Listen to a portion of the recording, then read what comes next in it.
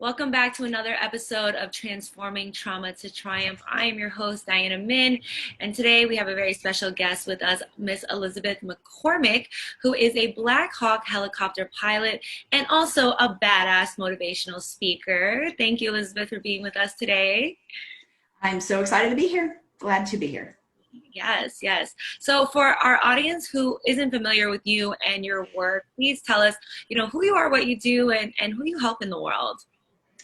Oh, wow. That's like a big question, Yeah, right? I know. I set you up there. I set you up to have lots to say. Yeah. So Black Hawk helicopter pilot. And there's stories there, so we'll go into that. And then I worked in corporate for almost 8 years. As I was injured out of the military. There's another story there.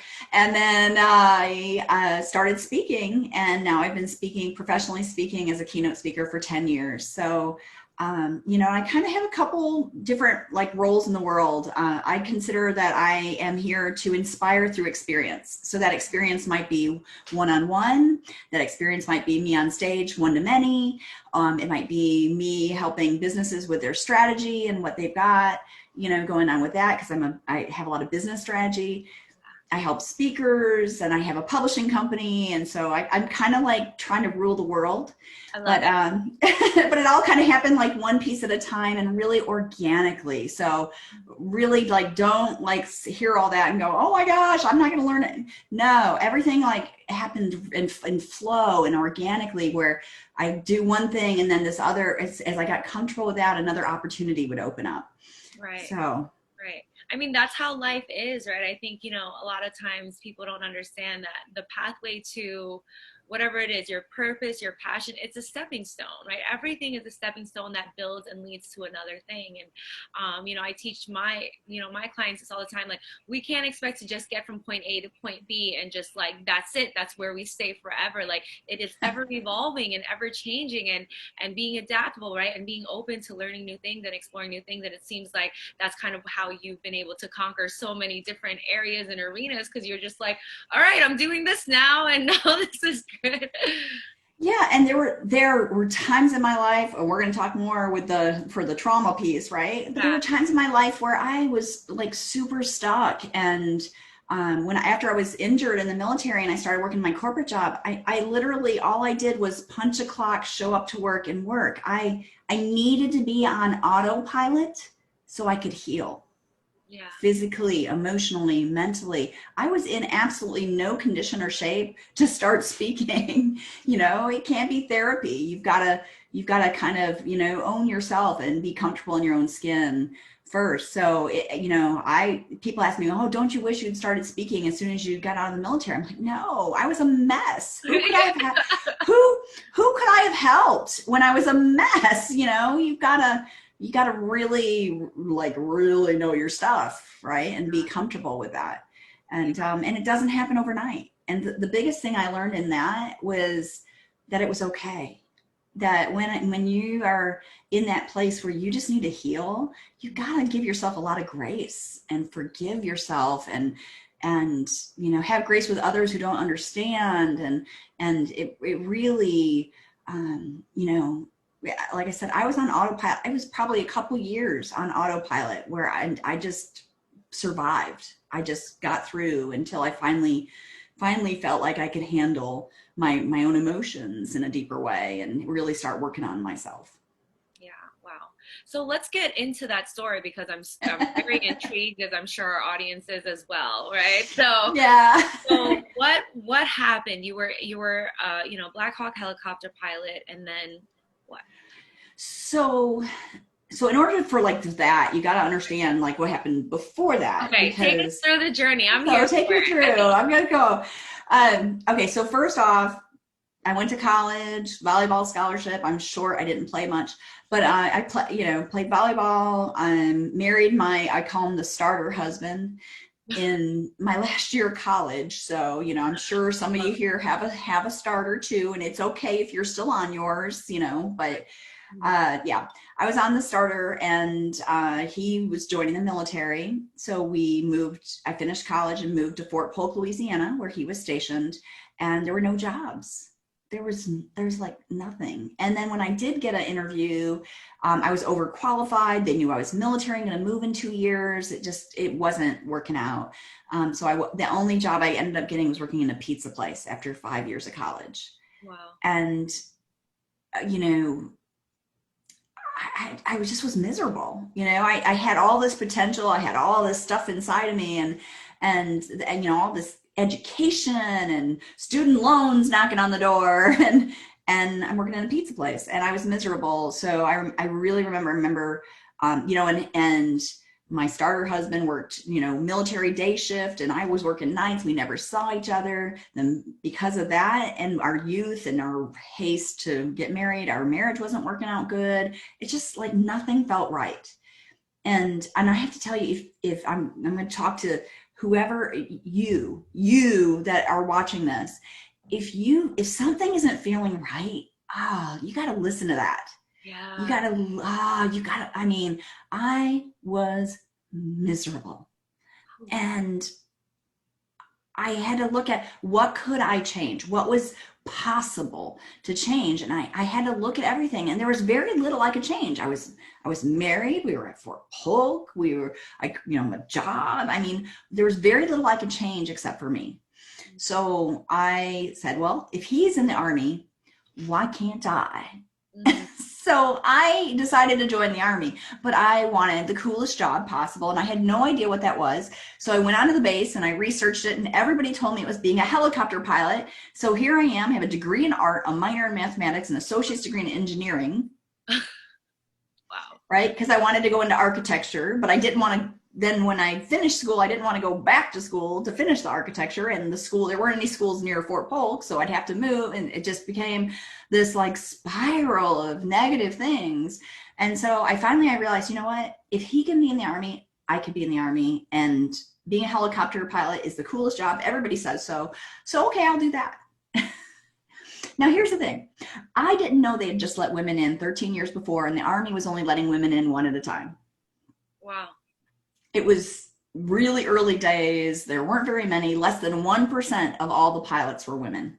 Less than 1%. So we're talking out of 200 to 250 pilots, there was one woman at that time.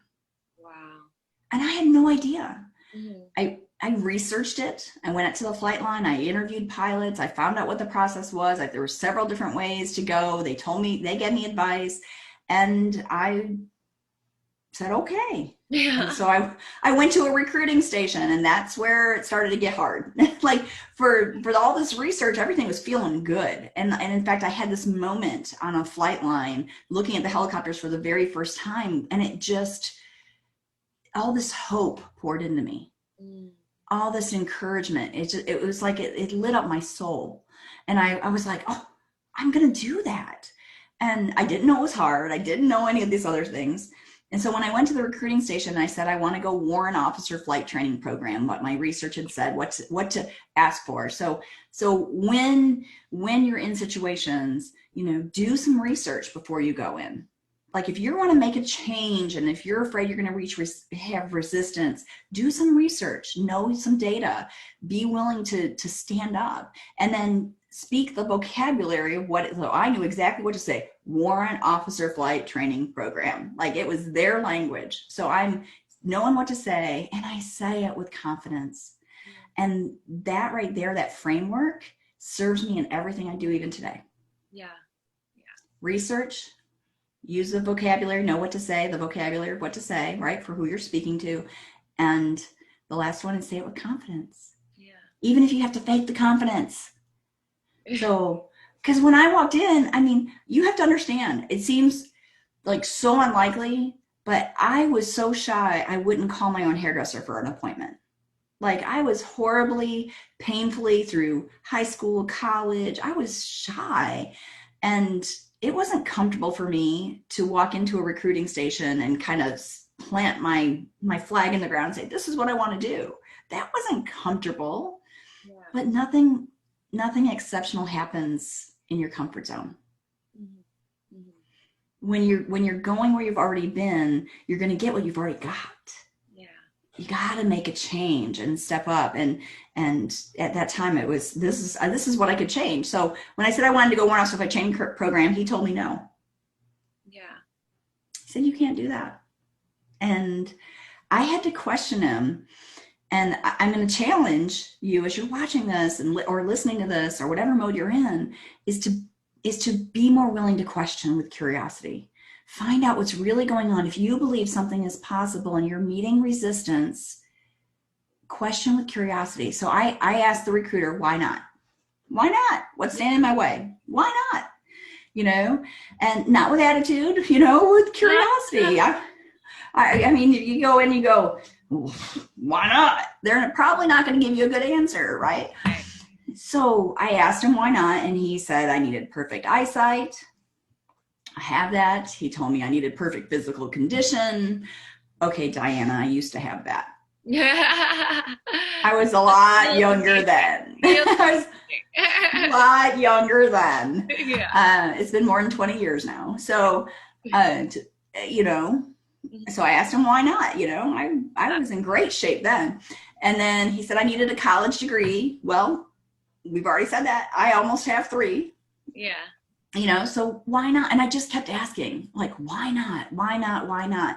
And then he started stuttering and sputtering because he didn't have anything else. Wow. Like, he just stuttered and sputtered. And I just kept, you know, well, why not? Come on. I want to know, have that drive for curiosity. And I was like, why not?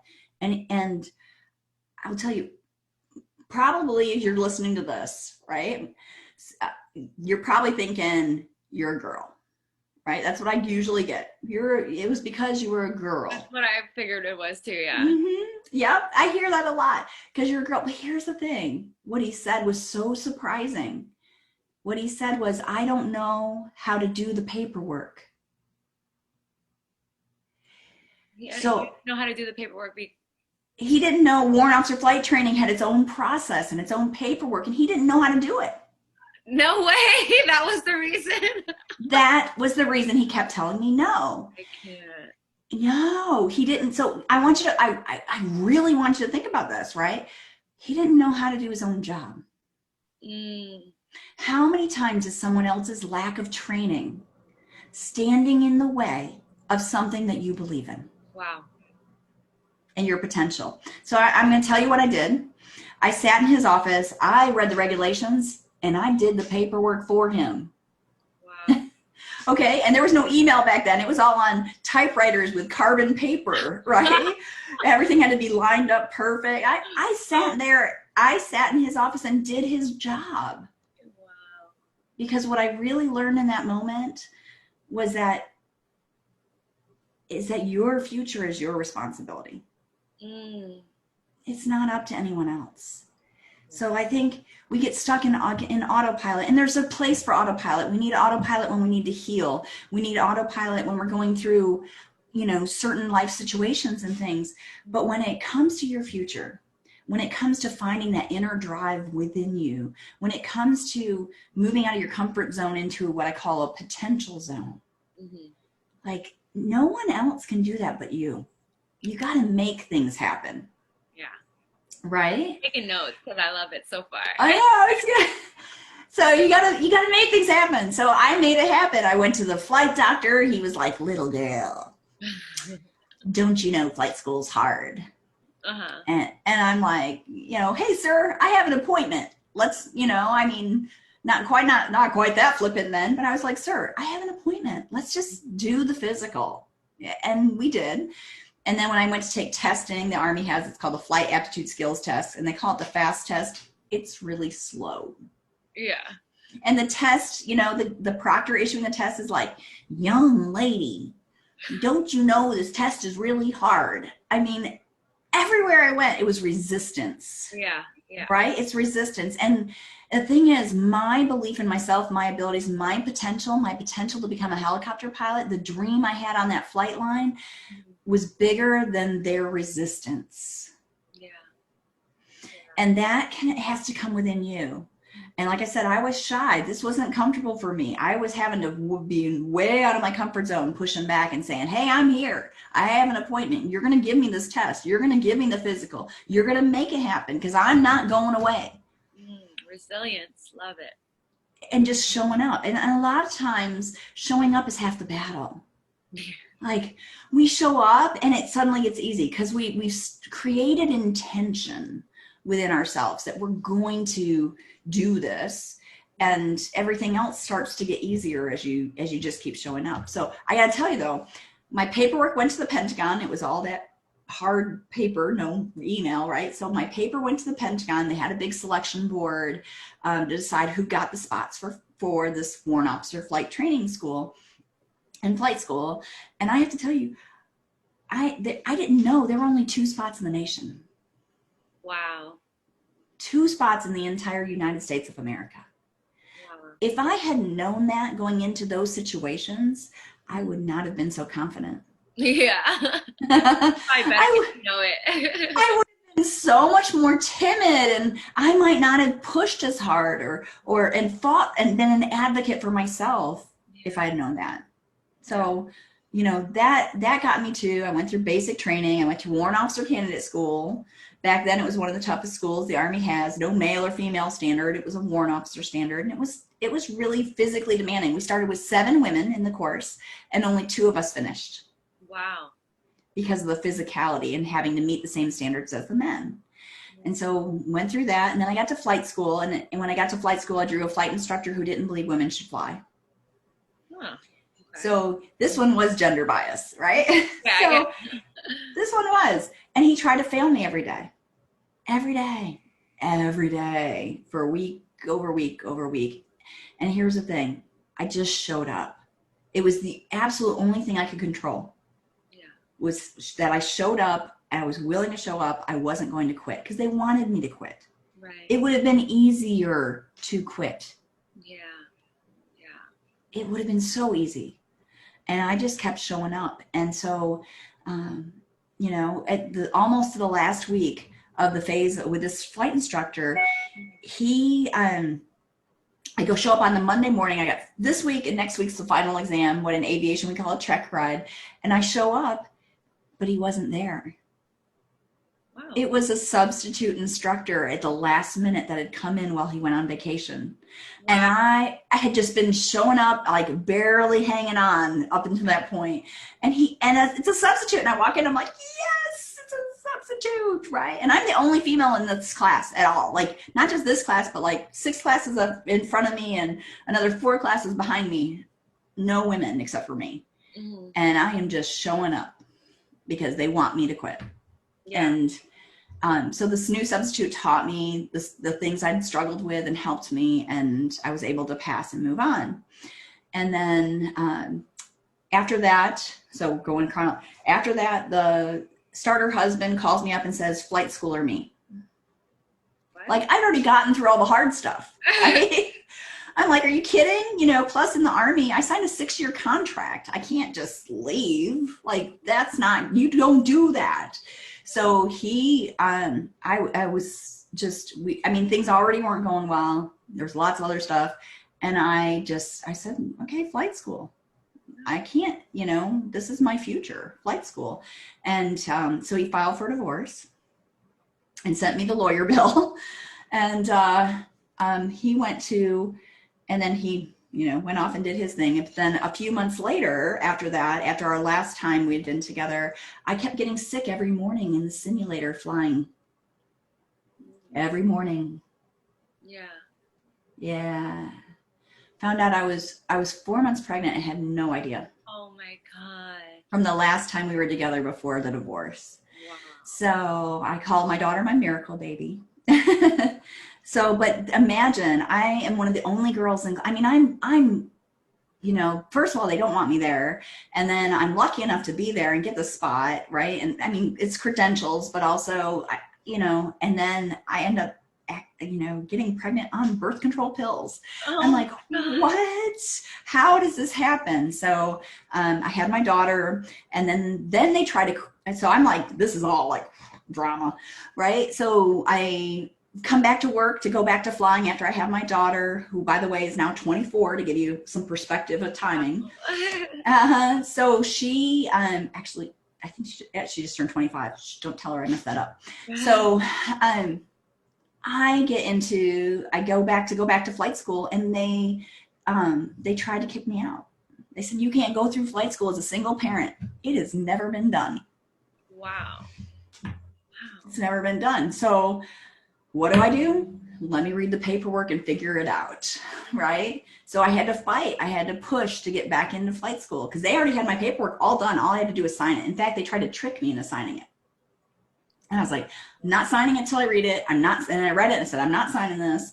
We're going to figure this out. And so the paperwork that I did at the age of 24 became a standard for anyone else after me. So that other men and women could go through flight school as a single parent. So I did that, finished flight school, got flying Blackhawks, and then I got to my first duty assignment at Fort Drum, New York, and another pilot became obsessed with me and started being physically abusive in the workplace. So you, as in like he liked you, or? Oh, he loved me. I see. So that's where things got really traumatic. Like before that, it was like resistance and fight, but then, trauma to triumph. I was physically abused in work, in my workspace, in my workplace for over a year. And as the woman in that, every time something happened, they then insisted that I be psych evaluated so I wasn't so emotionally unstable to fly. So I would lose 2 to 3 weeks. Every time an incident happened, I'd lose 2 to 3 weeks of flying until I can get in with a psychiatrist and a shrink and be evaluated. So me. So it was a horribly miserable time in my life. And I knew at any point I could die. He was special forces trained. I was not. And he could have killed me. And it was one of the darkest times of my life, but it was also the time I really got real with my spirit, right? I believe in God, and whatever it is that you believe in, I knew this could be it. So I got real, right? I had my daughter as a single parent. It was dark. It was dark. And they finally ended up reassigning me to Germany for my safety. So that was their solution. Instead of prosecuting him and doing something to him, they reassigned me to overseas with my daughter, fortunately. Yeah. And so then while I'm in Germany, we're doing missions and I'm flying a lot. And during my second year in Germany, when we were in Kosovo, I was injured from negligent medical care. Shouldn't have happened. Complete blessing in disguise because it happened right before September 11th. Wow. And the unit I was with went to Afghanistan. I would have gone to Afghanistan. Wow. I would have had to have sent my daughter to live with my ex-husband, the starter, who was suing me for custody at that time. Wow. I would have lost custody of my now 5, almost 6-year-old daughter. Yeah. I would have had to have gone to Afghanistan and just everything. And then a month after September 11th, I met what I call my keeper husband. And I met him on a blind date, and we're still married today. So, I tell you all this because so you can understand that what would I be speaking about now if I hadn't gone through all that then? And when I got out of the military and I started working in a corporate job, and I was just punching the time clock and showing up to work, I had all that stuff I had to process. I had to heal from. I had to forgive myself. I had to forgive, as hard as it was, forgive the other people that made things worse for me. I had to find a way to forgive and handle it within me. And that's not easy. I mean, that was a lot, right? And you're probably listening to this thinking, well, I got a lot too. And I feel your heart and how much it took for you to have not only gone through that, but then to sit with what you've gone through and try to process all of that. That's not easy. That's Yeah. not easy. No, but the thing is, like now, that mess has given me a message to help people, right? Because I've come out on the other side of that, and there's still things that are messy, right? Because life is messy. I mean, right now with COVID, it's really messy. We're, Yeah, it's really a we're messy time. yeah, we're all dealing with things. And the thing is, when you have interactions with people, I always have to, I remind myself, like, we don't know what they're dealing with. And so to always come from a place of grace and a place of forgiveness and a place of kindness. And when we do that, like, there are so many people that are just like, oh, thank you so much. Right? Because not everyone comes in with knowing that they have that intention. Like nobody, I firmly believe, and might be the optimist in me, but I firmly believe that nobody wakes up in the morning and says, I'm going to be mean today, right? I'm going to make life difficult for other people. Now, there probably are some criminals. There probably are That are some also people, wounded, as right? so. Right? There probably are some people that are like truly like evil in this world, but in general, right? In general, most people, I mean, we don't wake up saying, I'm going to hurt someone today. Mm-hmm. And what I really, really figured out is that I'm put on this planet, on this earth, in this spirit to help people, not to hurt people. But every day I get in my way. Every day I'm not putting a message, a video, a new blog post on my website, a new online course I'm doing, which I'm going to give you all one. Every day I'm not doing that is a day I'm not helping people. And if I'm not helping people, I want you to think about this. If we're not helping people and we're withholding our gifts from the world, are we hurting people? Yeah. Yeah. Just by not living up to your potential, just by not, being more bold in our decisions and our what we offer and what we're putting out there and being like vulnerable and getting real with people. And every time we're holding something back that we could put out, we're preventing that from helping someone. And when I realized that, my entire world changed, because I am so, again, like that shy girl is still here, but being like this for you, for Diana, everyone that's in this summit, I mean, being like this is more important than being shy. Yeah. It's part of being in the mission, Yeah. and a mission of something bigger. So you said take it and run with it. I ran with it. I'm here. I'm on the edge of my seat. I'm like, man, this is such a journey, such a beautiful, beautiful story. And I can just feel like how deeply committed you are to this mission of helping people, and really like your journey of overcoming so much is a testament to the strength of the human spirit, and to your determination and everything that you that you experience.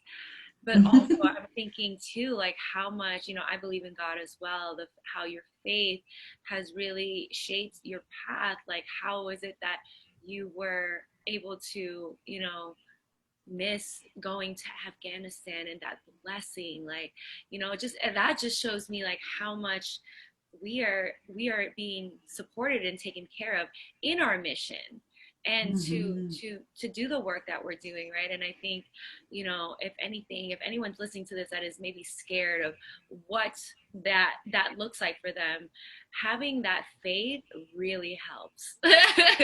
It does. I during those dark times, I surrendered. Yeah. Like it was like, okay, God, if you need me as a co-pilot, of course I was a pilot, so I had to say it that way. Yeah, but if you need me, if you need me as a co-pilot, like there's nothing I can do. If it's my time, it's my time. Mm-hmm. But I'm going to live fully present. I'm going to make sure my daughter knows that I love her and she is loved. And I'm going to make sure everything is prepared and in place So I can be fully present in the life that I have and I'm in. And that kind of feeling of urgency and being present in everything that you do it still is here and drives me to do, get one more thing done, do one more thing. Come on, we got to get something, we got to make things happen. So it's a beautiful thing, and it's a hard thing to think that way. Yeah. I mean, your faith has to be bigger than your fear, right? Because I think Mm-hmm. anybody that does anything great is never like, I'm fearless. You know what I mean? Like, I did read something the other day that said, no one is fearless. If you are, you're a psychopath. So I agree with that, because fear is a motivator. Right. Don't I mean, we do things because we're afraid of looking foolish. We do things because we're afraid of letting people down. We do things because we're afraid of losing our job. We do things because, I mean, fear is if you think about it, because in fact, the gift for everyone is I have an online course all about motivation and how to master your motivation even in difficult times. And it has confidence boosters, and it has a little segment on fear and focus and some other things in there, and 30 ways that you can be motivated today, like Awesome. things you can post on the fridge and do. So all these things are, it's got to come from within you. Mm-hmm.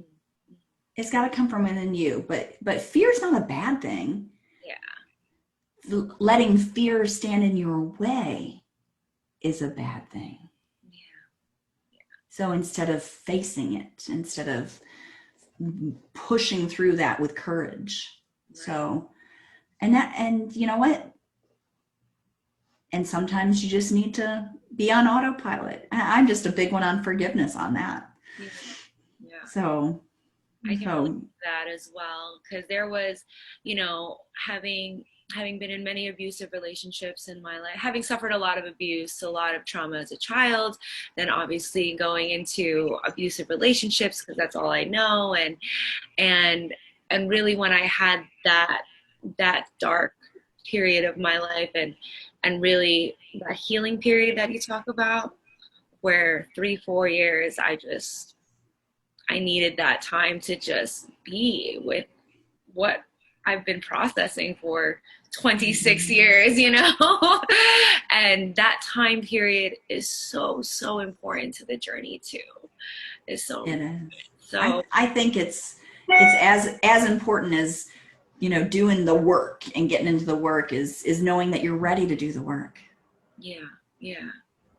And I wasn't ready. I wasn't ready. It was all I could do just to wake up in the morning and go to work and take my daughter to school or daycare and come back at night and make dinner. It's like I was happy I could do that because that was what was functioning right then. Yeah. Just to get by, like being in that survival state and then coming out of, that survival mentality and then coming into like, okay, now I'm ready. Because there was definitely a point for me too, as I'm sure there was, where it's like, okay, I'm ready now.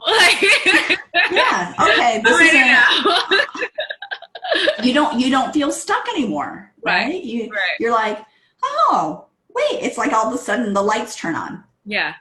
Right? The light and the color's brighter, and you start your awareness shifts because you're no longer focused in. You allow yourself to focus out. Right. And that's a beautiful thing. And I just, everyone watching or listening, whatever place you're in is the place you're in. Yeah. And it's okay. It's okay. Yeah. So, and if I could be a little teeny part of helping you with that, I hope so. Yeah. We're going to include all of Elizabeth's resources and her website and the courses that she's offering in a link that's attached to this interview, either in the email or on the site that this interview is hosted on. So whoever is listening that, really is inspired by her work and wants to dive deeper into all the things that she's sharing and teaching in the world, you'll be able to do that. And Elizabeth, let's do one last thing. I know you've been giving us so much already. For someone who, let's say today, right, is just in a spot where maybe they're in that space, right? Maybe they are in a place of not knowing what to do, or in that dark night of the soul, and just looking for what is something that they can just start doing today for themselves. I would say start with talking nicer to yourself. Oh, Start with that. One of the 3 strategies I talk about in the online course is how to boost your own confidence, even when you're not feeling it, right? Because it has to start from, in order for anyone else to follow you, you've got to follow you. mm, So start with talking nicer to yourself. Don't let that little voice from someone in middle school that said something mean to you come back. Like there's a whole like visualization process in there to delete the negative thoughts. There's the and whole affirmation exercise and a handout in there so you can help you anchor positivity in your life, because what we allow in stays, and you can control it. You don't have to believe what other people believe. You don't have to hold on to what somebody said to you in anger or meanness, and you don't deserve it. Yeah. And once we begin to manage our thoughts, we can manage our emotions, and we can change our reality. So that's Mm-hmm. Thank you. Thank you so much for that. I can talk to you all day. I know. I'm so grateful to be connected with you, and thank you so much for sharing your story and sharing your light with the world, and helping people with everything that you have to share. Very inspiring, very beautiful. Yeah, I love doing this because I'm such like a heart person, and I just like every person I like comes on this summit, like I just like fall in love with. I'm like, I love you, I love your story, I love everything about you. But thank you so much again, Elizabeth. I appreciate you. It's a pleasure to be here and help people. And then please connect with me, and I'd love to hear how you're doing. Thank you. Thank you. Thank you guys for tuning into another episode of Transforming Trauma to Triumph. I'm your host, Diana Min, and we will catch you on the next episode. Bye.